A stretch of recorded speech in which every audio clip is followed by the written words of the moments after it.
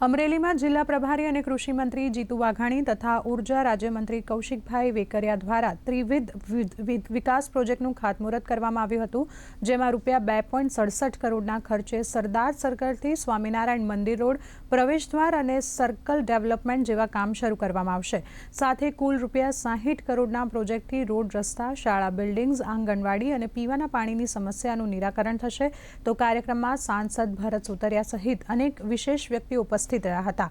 આ પ્રોજેક્ટથી અમરેલી નવું અને વિકસિત બનશે।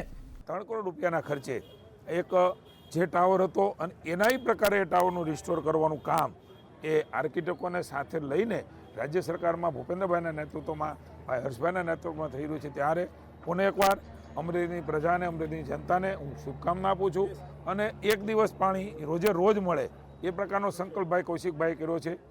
અલગ અલગ પ્રકારે જીઆઈડીસી અહીંયા લાવવાનો સંકલ્પ કર્યો છે, બાયપાસ અહીંથી નીકળે એનો સંકલ્પ કર્યો છે। એટલા માટે ભાઈ કૌશિકભાઈની સક્રિયતાને એક પ્રતિનિધિ કેવો હોય એનું એ પણ મને એવું લાગે છે કે કૌશિકભાઈમાંથી શીખવા જેવું છે।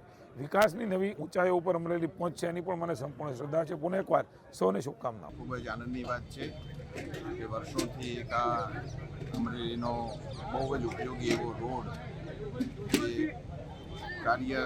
જેનું કાર્યવાહી ચાલી રહી હતી અને વર્ષોથી પ્રજાજનોને આ એક રોડ મળે એવી ઈચ્છા હતી। ગુજરાતના મંત્રી શ્રી જીતુભાઈ વાઘાણી અને અહીંના મંત્રી આપણા કૌશિકભાઈ વેકરિયા દ્વારા એનું ખાતમુહૂર્ત થયું એટલે આ રોડ વહેલામાં વહેલી તકે સારામાં સારો બને, ઉત્તમ ગુણવત્તાવાળો, ક્વોલિટીવાળો બને અને લોકોને વધારેમાં વધારે એનો લાભ થાય એવી ભગવાન સ્વામિનારાયણને પ્રાર્થના।